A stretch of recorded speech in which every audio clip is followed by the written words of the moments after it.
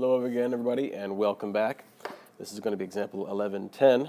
If you've been following along with these recently, you've been noticing that I've been changing the numbers because I think our number system got off a little bit, but that's okay. So 11, that should be a 10 right there. Shouldn't really matter, though.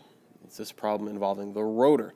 The rotor is the name of this at, I know at Hershey Park. There may be other varieties. I think other places it's called the Gravitron. But regardless, it's an amusement park ride where you get inside this kind of a cylinder, all right, or this round room, and the round room spins around, okay? And you stand up against the wall. Everybody stands up against the wall, and because of your inertia, you're pushed to the outside. Or I shouldn't say that. Because of the wall that's curving, there's actually a force being applied to your back, so you feel pushed to the outside. But the centripetal force is directed towards the center.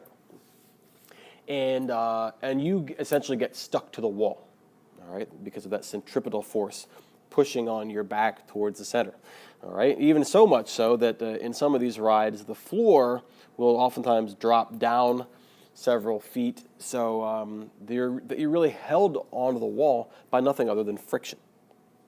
All right, so what you want to know, or what you want to figure out, is given the radius of this cylinder, which I believe it's 2.1 meters from the center to the edge, how fast should it be spinning? What's the minimum speed, the minimum, frequency, that's how many cycles per second, but it has to do with the speed, all right? It's related to the speed. So how fast should that be spinning around in cycles per second if people are to remain stuck to the wall by simply their own friction? All right, that's the idea. So I'm going to take this and kind of shrink it down and put it up here a little bit. Let's first of all draw a person. All right, here's a person who is, I'll just make it black for now. A person who is stuck to the wall. So here's the wall, and this person apparently has a gut. I didn't really mean to do that, but that's all right. There's our person right there. And we'll give person an eye. Pretty ugly person. And so over here, this direction is the center. I'll draw like a dotted line right there. That's the center of the rotor, all right, or of the gravitron. And so this whole thing is kind of a cylinder around that central point. So what forces are keeping this person stuck to the wall? Well, first of all, and by the way, the floor has lowered down quite some distance, so the floor is way down here somewhere. So the floor is not supporting them. What is keeping them stuck to the wall? Well, you can probably say friction is, and you'd be right. So if you did, we can say that static friction is really acting upwards, as our static friction, to keep them in place. But friction doesn't act, it actually just reacts. And so it responds to the other forces that are involved, that are acting on this person as well. What is the other force? What's one of the other forces? Well, we'll just make this person have a central point right there. Well, the force that causes there to be any friction at all is their weight force, mg. mg is acting straight down, and so what must be true is that the static friction force must be equal to, has to be equal to, there must be enough static friction to equal the weight force, mg, so that they don't slide down. All right? Now, I kind of drew this, let's see here. Do this thing kind of right in the way. I'm going to get rid of that for a second. So we know that right here is towards the center right here. All right, well, let's write our static friction force in a little bit more detail, okay? Static friction is the coefficient of static friction times what? Well, in many cases, we say times mg. But we can't say that right here because we don't have a horizontal surface, and the mg, that is the weight force, is not pushing into that surface right there. What is the force that is pushing into that surface? Or you might say the supporting force, like that right there. Well, we can call that the normal force. And in fact, normal, that's literally what normal means. It means at right angles to it. It's at right angle to the surface. So there's a force directed towards the center of this rotor called the normal force that's keeping that person in place. And it's created there, it's put there by that wall. If that wall wasn't there, the person would fly out into the parking lot somewhere because the wall is really applying the force. So we can say when we calculate our static friction force that it's really the coefficient times the normal force, which equals mg. Okay? So this has to be true. The static friction force has to be true, and a static friction force is described as that right there. This must be true if the person is not to slide down the wall. Now, that being said, what we really want to focus on here is this normal force right here, because what is really keeping that person in a circle going around the center or going around that cylindrical room or going around that cylinder? Well, we call it a centripetal force, right, or centripetal acceleration. So if here is if that's your cylinder right there, all right, and everything is forced to the center because of a centripetal force.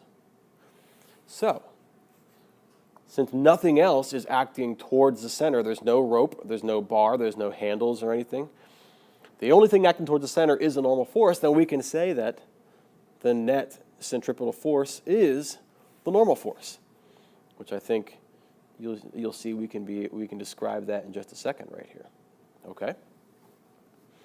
So the normal force is acting as the net centripetal force to keep that person in that circle so they don't fly off in a straight line. But once again, what is also true is that the net centripetal force can be described as a mass times centripetal acceleration. All right, let's look familiar. So those two statements being equal to each other, we can set the normal force equal to the mass times centripetal acceleration. All right, now we've got a problem right here. We don't know the mass of the person. In fact, there may be all different kinds of people in there. What I'm about to say is that doesn't really matter, because if we expand out this description of normal force a little bit, look what we have up here. We can restate this state normal force, restate this in terms of normal force, right? If we divide by the static friction down here, then we have a statement for normal force. So let's go ahead and do that. So mg minus, or divided by static friction should give us our normal force, so let's write that below. Mg divided by coefficient of static friction equals mass times centripetal acceleration. See what we did here? Writing general equations, we are now able to cancel some things out. So you don't need to worry about what the mass of the people are in there, because it's going to be enough for each person, whether it's a large mass or a small mass. So we can say, great, we have a description for centripetal acceleration right here. So that's going to be g divided by our coefficient of static friction. But this isn't exactly what we want. What do we need? We want to know the frequency, the minimum frequency that's required to have the floor fall away such that riders remain pinned to the wall. So unless otherwise stated, the frequency is going to be measured in hertz, all right, or cycles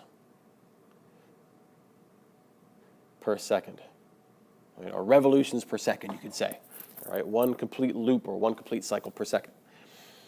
So, do we have a statement about centripetal acceleration in terms of frequency? We sure do. That is 4 pi squared r times our frequency squared.